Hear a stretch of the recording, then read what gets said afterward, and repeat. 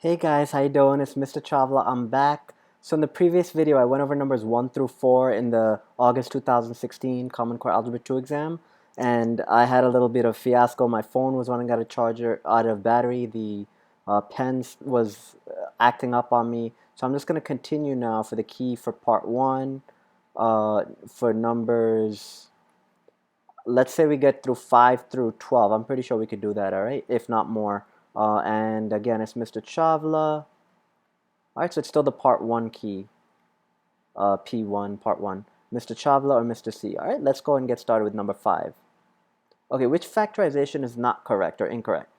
So guys, you could use your calculator for 1, 3, and 4 and see which ones don't give you the correct answers, but let's not do that. 4k squared minus 49 is a difference of squares, should factor into 2k plus 7, 2k minus 7.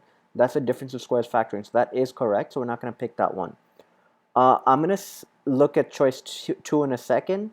Let's actually look, choice 4, guys, is interesting. Because instead of 6 terms, instead of like 4 terms, which we factor by grouping, there are 6. And a lot of people, what they try to do is group together. They try to combine like terms. Usually when you have like terms not combined in a polynomial in these exams, they did it for a reason. Don't combine the like terms if you're trying to factor by hand. Look at the coefficients. The coefficient is 1 t cubed plus, and then the coefficient is 5 and 6. Then it repeats 1, 5, 6. So this will be split into 2 groups of 3. So I'm going to highlight this part in blue, and then I'll use green for the next part, all right? And we're going to factor this. So if I factor by grouping, so I'm going to split into 2 groups of 3. So the GCF in t cubed plus 5t squared plus 6t is t. So if I factor, it becomes t squared plus 5t plus 6, which by the way is the same thing we have right here. So, and I could just factor out 1 times t squared plus 5t plus 6. So our GCF, wow, that was a mess. Our GCF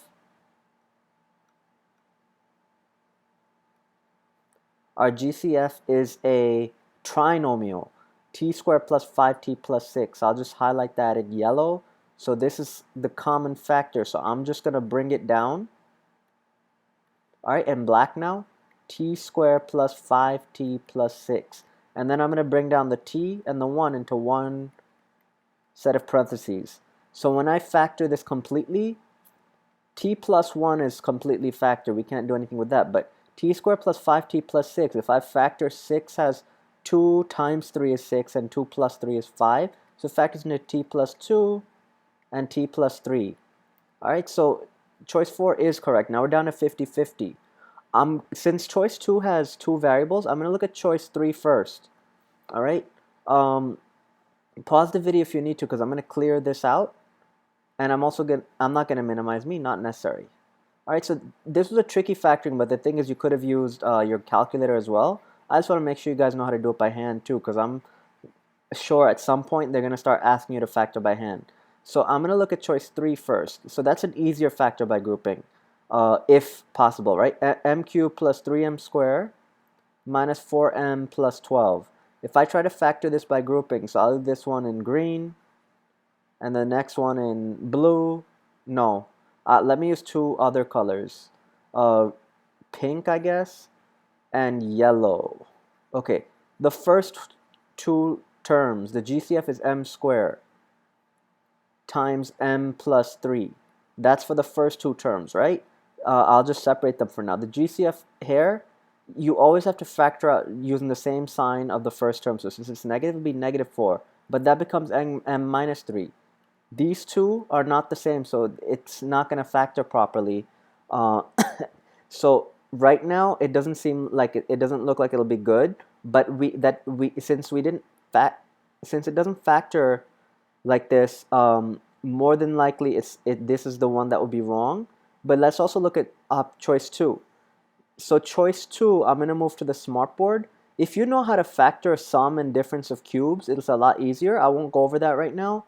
I would review a lesson like from eMath instruction, or just look online. There are all kinds of resources, Big Ideas Math. But for now, what I'm going to do is, let's say that you don't know how to factor difference of cubes. If you do, that'll make this easier. But what we want to do is, let's just distribute on the right hand side. And you could have done that with all of these, by the way, guys. a squared plus 2ab plus 4b squared. I'm going to start by distributing the a over all the terms. Let me close the parentheses. I'm going to distribute the a, and I get a cubed plus 2a squared b plus 4ab squared. Now keep in mind, these are not like terms because the a is squared here, but the b is squared in the other one. Now I'm going to use red when I distribute negative 2b, and let me get a skinnier marker thickness level. If I distribute, and let me minimize me for now, if I distribute the negative 2b, this becomes negative 2a squared b squared. I'm going to write that underneath the like term. Then I distribute over the 2ab, that becomes minus 4ab squared. And then I distribute over the 4b squared, and I'll just bring that down here, and it becomes negative 8b cubed. That's to the third power. The worst 3 of my life. Okay, the worst 3 I've ever written in my life, perhaps. Okay, these two like term pairs cancel out, and I'm left with a cubed minus 8b cubed. So it wasn't as bad as it looked, and that is correct. So since we proved the other ones are correct, we don't need to bother. Choice 3 is the one that's incorrect. We don't need to bother looking otherwise. What you could also do is in your graphing calculator, put for 1, 3, and 4, right? If you enter one side on one side, like let's say you enter for choice 4 the entire expression on the left hand side for y1, and then the right hand side t plus 1, t plus 2, t plus 3 in the other column. If you keep getting the same numbers for all values of x in tables, that's how you know that they're equal, all right? But it's harder to do with option 2 when you have two variables, all right? Okay, number 6. Sally's high school is planning the spring musical. The revenue, R, that's the money coming in, generated can be determined by the function R of t is equal to this quadratic equation function. Revenue is the money coming in, all right? Then the production cost, which I'll just do in green, C of the musical is represented by the function C of t is equal to 700 plus 5t. And we got to keep in mind, I skipped this part, where t is the price of a ticket in dollars. I know it's in dollars because if you read the next part of the question, it says what's the highest ticket price to the nearest dollar? So we're rounding to the nearest whole number that they could charge in order to not lose money to the event. So when they say not lose money, revenue is the money you make, right? Cost is the money you spend. So let's say that the revenue, for example, was $100, right? But then your cost was, let's say, $10. Then you made 100, but then you lost 10, so then that's $90 made, right? If your revenue was, let's say your revenue was $50, and your cost was also $50. So you make 50, but then you lose it all, so you make nothing. So guys, if R is equal to C, if you make more than you spend, I'm sorry, if R is equal to C, what happens? You break even. That means you don't make money and you don't lose money. You basically earn nothing, right? No profit. You don't make money, you don't lose money, right? If R is greater than C, if you make more than you spend, then you make money. Because, for example, like I was saying, right, if you make $100 but then you spend 10, you still made a total of $90. But let's say that your revenue was $100, but then your cost was, I don't know, $500, then you end up losing $400 because while you made $100, you ended up losing overall $400 because you spent $500. So if revenue is greater than cost, if revenue is less than cost, that's how you lose money, right? So this is what we want to avoid, right? If we're not losing money, these are the ones we don't lose money. You either make money or you just break even, which means you don't make or lose money, right? But both of these, so R has to be greater than or equal to C. So what I'm going to do, guys, to make this very easy is I just want to see what's the highest value that leads to R is greater than or equal to C. So if I go to my graphing calculator and I'm just going to go enter table. So R of t, I'll just write R of x. That's the revenue equals negative 33x squared plus 360x. And then C of x is equal to 700 plus 5x, the linear. This could have been done algebraically, but it's multiple choice, and it's kind of a mess to do this type algebraically. because of this huge numbers and it's an inequality. So what I'm going to enter is x, r of x, and c of x. So here's what we got, guys. I'm not going to enter every value because I want to start with the highest, because they say what's the highest ticket price that could be charged to not lose money. If I charge 11, look, and to take it even farther right, you see the revenue is negative, so that means that I'm not making money with the revenue. It's a negative 33, right? I don't want that. The revenue has to be positive to make money. And then I'm losing money from the cost too, right? And if you do revenue minus cost, remember, like if revenue is $100 and cost is $90, then 100 minus 90 is $10 you make. I'm sorry, or let's say the revenue was $100. I don't know if I said the last one correctly. If the revenue was $100 and like I was saying before, the cost was $10, then 100 minus 10, you make $90 overall, right? So basically we want R of C minus C of X, R of X minus C of X, the revenue minus the cost, needs to be 0 or higher, which clearly is not the case. So let's look at if I use T equals 8, because they said what's the highest. My revenue is higher than my cost by $28. So even though I make $768, spend $740, I still have $28 left. So that's the highest ticket price that could be charged to not lose money from the choices given, all right? I don't think there was much else to it. And our answer is choice 3. I mean, I know that that was the solution, but I mean, I don't think you definitely didn't have to go any farther than that, because that's the highest ticket price that you could charge and not lose money, because all the other ones are lower than 8, so that's out, but this one you lose money. Okay, so out of the ones given, it's $8, and we don't need to go any farther than that. Okay, let's go to number 7. The set of data in the table below, and let me erase this mess here now. Okay, the set of data in the table below shows the results of a survey on the number of messages that people of different ages text on their cell phone each month. Okay, so here's the number of messages per month. There's 0 to 10, 11 to 50, and over 50, right? That's the different amount of text messages broken down by the age group. I don't know why it's taking so, because I'm trying to highlight everything. Okay, so that's what we're looking at. So let's see what the question's asking now. So if a person from the survey selected at random, what's the probability? That's too thick. Okay, what's the probability that a person in the survey selected at random texts over 50 messages per month, given that the person is, and I'll use the same colors, guys, hold on. So the number of messages per month is in yellow, so texts over 50 messages per month, given that the person is between 23 and 60. What this given means, guys, is that we have a conditional probability. So the probability that they text over 50, I'll put a text so I don't confuse it with age, 50 messages per month in the final column, given, that's what this bar means, that they are between 23 to 60 years old. That's right here. So when you have a given, guys, you only look at the ones that are in the ones that are given. So the given is that they're between 23 and 60, so we're not concerned about anyone else. Okay? So out of the 23 to 60 age group, 157 of them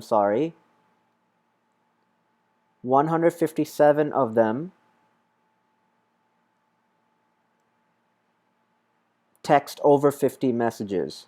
Now we just have to add the 3 numbers to see how many are in the 23 to 60 age group. There's 25, 47, and 157. That's 229. So given that they're in the 23 to 60 age group, out of those 229 people, 157 text over 50 messages per month. This is the number this is what we call the intersection. So I'll use this, I needed somewhere where I have space. Basically, we use the rule that the probability of A given B, the conditional probability, is out of the number of elements in set B. And here, since it has to include the ones that are also in set B, it's not the number in A, but the number that's in both A and B. So this is the number that are both in the 23 to 60 age group and text over 50 messages per month, the intersection. And then this 229 is the total in the given condition that the person is between 23 and 60. And we have the answers choice 1, all right? It's just simple conditional probability. All right, moving along. A recursive formula for the sequence 18, 9, 4.5. So it's a dividing by 2 pattern, or times 1/2, right? Or times 0.5. And if you weren't sure, what you could do is 9 divided by 18 and you'll get 1/2. And then you just check that the sequence works. So 1/2 times 18 is 9. 1/2 times 9 is 4.5 to get each term in the sequence, right? But they said they want to get a recursive formula. So that means you have to start by stating the first term, and they're using G. So these are not recursive because recursive formulas are based on the previous term, not based on what the value of n is. So it has to be one of these two. We know we're not multiplying by 2, so it starts with the first term is 18.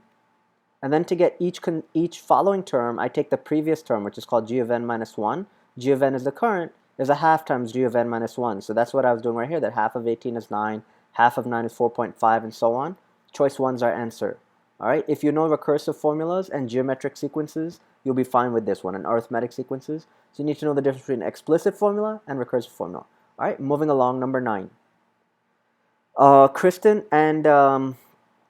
yeah, I just don't have myself pulled up. I was thinking of pulling up, but I don't want to run out of space in this screen. So Kristen wants to increase her running endurance.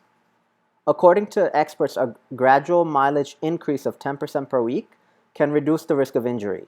If Kristen runs 8 miles in week 1, which expression can help her find the total number of miles she'll run over the course of her entire 6-week program? Okay, and the total number of miles. So guys, when we have a common ratio, it's like a geometric sequence or exponential function. But if we want the total number of miles, so first of all, in the first week she ran 8 miles, right? So A1 is the number of miles run in week 1. And the common ratio, if we increase by 10% per week, you multiply 10% as a decimal 0.10, but then we have to add 1. 1 plus 0.10 is 1.10. That's what we're multiplying by each time in a geometric sequence, right? But we're not going to use a geometric sequence. To get the sum of all the terms in the series, we're going to use what's called all the terms in the sequence from 1 through 6. We're going to use what's called a geometric series. So if you get the geometric series formula, I'm going to pull it up just so you guys could see it. It's in the back in your reference table. That's just the sum of the terms of the sequence. Mosquito, get away from me. Geometric series is the sum of the terms of the sequence. So the sum of the first n terms, so S5 is the sum of the first 5 terms, is the first term, A1 minus A1 times R, common ratio to the n power, where n is just the number of terms we're summing, and then all over 1 minus R. That's for a geometric series. All right, so we're going to write that first. We're going to write that rule first.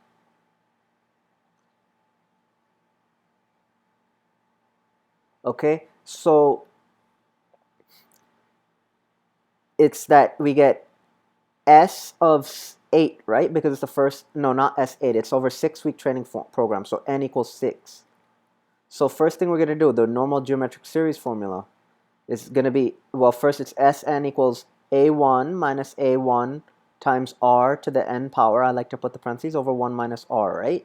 So if I substitute the numbers, it should be, this should end up being S of 6, because n equals 6, is equal to A1, which is 8 minus 8 times 1.10, the ratio, to the 6th power, all over 1 minus 1.10. Over here, the choice 3, we have 8 minus 8 times 1.10 to the 6th. But on the bottom, if I do 1 minus 1.10, I'm going to get a negative value, not this one. So choice 3 is out. Choice 4, they have the wrong ratio here, and they don't have 1 minus here. That's out. So we're going to use what's called summation notation.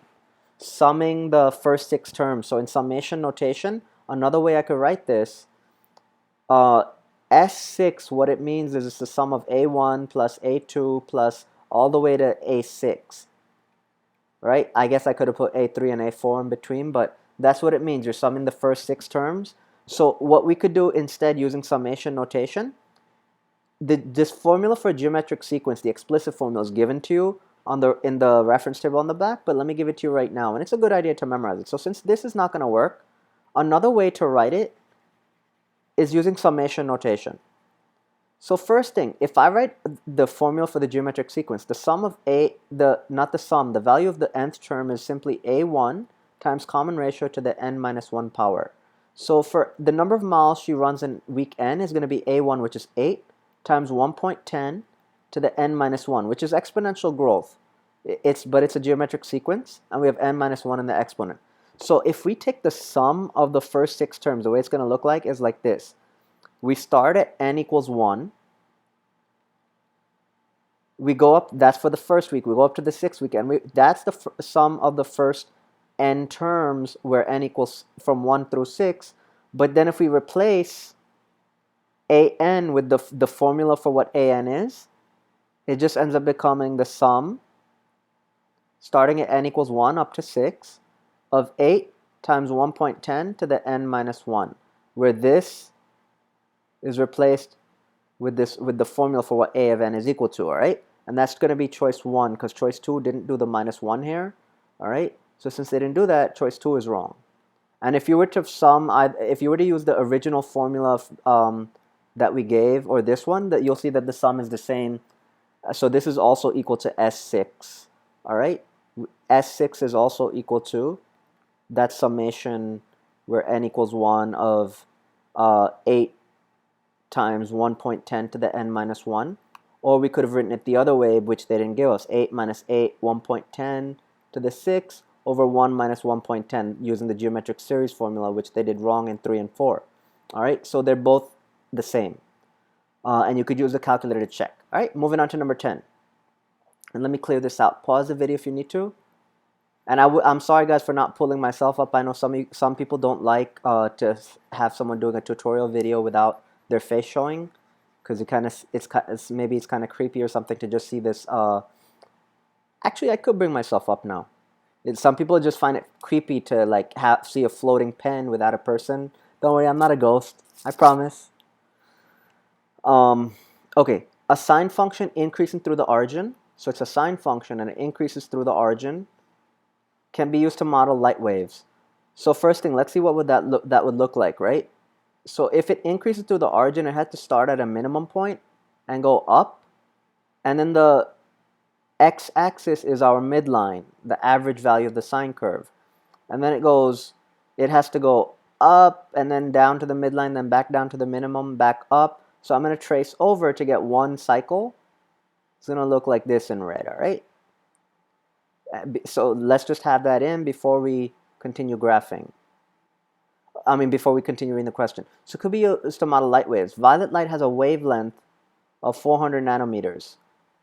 Over which interval is the height of the wave decreasing only? So guys, what I didn't like about this question is that we're used to using the word period, but the thing is, like, wavelength is the same as period. The difference is period is used for time, how long it takes to complete a cycle, but this one is about the length of a wave or something of that nature. So the length of one wave cycle is 400 nanometers right here. And remember, we usually split the period into 4 parts, right? Like if it's 2 pi, we go pi over 2, start at 0, pi over 2, pi, 3 pi over 2, and then go to 2 pi, right?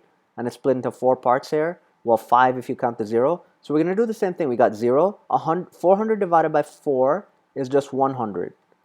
I'm sorry, 400 divided by 4 is 100. You guys know that. I don't have to write that down, right? So when it gets to the maximum point, that's 100. Right here is when x equals 200. When it gets to the minimum point is when x equals 300. So it's saying over which interval is the wave decreasing only, the height of the wave. So I'm going to trace over in green, right? 0 to 200, 0 to 100 is increasing. So it can't be decreasing only over this interval. So already that's out. 100 to 300, I'm going to trace over in black. Here's 100. It's decreasing till it gets to the minimum point, and it gets to the midline at 200. Then it comes down to its minimum at 300. So it's only decreasing, and I guess I'll highlight it over this interval right here. All right, it's decreasing only from 100 to 300. All right, and if you look at the other intervals, it involves increase. 200 to 400, no, because during the interval from 300 to 400, it's increasing. All right, it's increasing over here. So our answer is choice 2, all right? Moving right along. The only thing you had to know is if you know your trigonometry, now you know from wavelength, right? Especially if you take physics. you know, they didn't put wavelength in the Algebra 2 curriculum as far as I know. But that's how it goes, guys. So let's look at number 11. I made a big mess there. Okay, x cubed plus 2x squared plus 6x plus 2 is equivalent to, we could have used the calculator, but I want to show you guys how to do this by hand. And we'll just use synthetic division. X plus 2 equals 0, then x has to be negative 2. So instead, synthetic division, I have an upside down division box. Whatever I get after setting the denominator equal to 0, and assuming only when the leading coefficient's 1, all right, is going to come in here. And then I want to make sure my exponents are decreasing by 1 and the polynomial is in standard form. So 3, 2, 1, and constant. So what I do is I enter the coefficients. So the coefficients of the numerator, the coefficient of x cubed is 1. For x squared, it's 2. For x, it's 1. And the constant term is 6. I bring the first term down and I get 1. And again, this is called synthetic division. It's much faster than long division when you're doing this. So I would look it up if you don't know how to do it, but you basically bring down the first term, then you multiply. Negative 2 times 1 is negative 2. You add, so 2 plus negative 2 or 2 minus 2 is 0. You multiply negative 2 by 0. So first I multiply by 1, then I add, so it's a multiply and add pattern. So negative 2 times 0 is 0. Then I add 1 plus 0 is 1. Negative 2 times 1 is negative 2, and 6 plus negative 2 or 6 minus 2 is 4. So 4 is my remainder. Since it's positive, I'll put a plus sign. It'll become plus 4 over whatever I was dividing by, which is x plus 2. Then the next one is the constant term. It's 1, and since it's positive, I'll put plus. Then the exponents on x in bug. I don't know if you guys saw it. It tried to fly in my mouth. I don't know what's wrong with it. So the exponents increase. So now it's x to the first, but the coefficient's 0. Then the next one's x squared with a coefficient of 1. This 0x is nothing. 1x squared is just x squared. I could get rid of this 0x, right? Plus 1 plus 4 over x plus 2. That was one way to do it. The other way is, of course, long division. But who needs to do that when we have, if you know how to do synthetic division, right? There was another way to do it too, a special way to use factor by grouping. But for the sake of time, I won't do that right now. Ask me if you're curious about how to do that, okay? All right, last question, guys. A candidate for political office commissioned a poll. That's a form of survey. His staff received responses from 900 likely voters. That's the sample. And 55% of them said they would vote for the candidate. So that's called the sample proportion. The proportion, if I put P, that's population proportion of all members, if you surveyed everyone. But sample proportion is called P hat, is 0.55 as a decimal. That's the number of people out of the 900 likely voters that said they'd vote for the candidate. The staff then conducted a simulation of 1,000 more polls of 900 voters, assuming that 55% would vote for their candidate. So the population proportion they used was 0.55 in the simulation. They assumed that 55% of all voters would vote for the candidate, and the number of voters is 900 in the sample. The output of the simulation, which if you look follows a normal distribution approximately, is shown below. Right? A bell curve. That's the only reason they showed it. Given this output and assuming a 95% confidence level, which again is 2 standard deviations, what's the margin of error? So the margin of error is basically how much could we go above and below the mean of 0.55. So what we do is, unfortunately they didn't give it to us, because then all we'd have to do is multiply it by 2. So it's 2 standard deviations. So the formula for standard deviation, guys, when we have this kind of sample proportion, and you'll have to memorize this, guys, when sometimes it's given to you, and when it's given to you, if you use the formula, you'll see that it's the same or similar to what you get. You take the square root of a fraction. What goes is the population proportion used in the simulation times 1 minus p all over the sample size, right? The number of simulations is irrelevant when doing these formulas. So since the p-value is 0.55, do 1 minus 0.55 all over 900 and just take the square root just like that. The margin of error, MOE, is equal to 2 standard deviations. So it'll be 2 times the whole thing. So what I'm going to do is I'm going to go straight to the calculator without a fuss, and I want the square root On the bottom, I know I had 900, 0.55, 1 minus 0.55, right? And I got this number. Now what I do is I'm going to take this answer and multiply by 2, because 2 standard deviations make for a 95% confidence interval, and it's about 0.03317, or to the nearest hundredth, it's 0.03.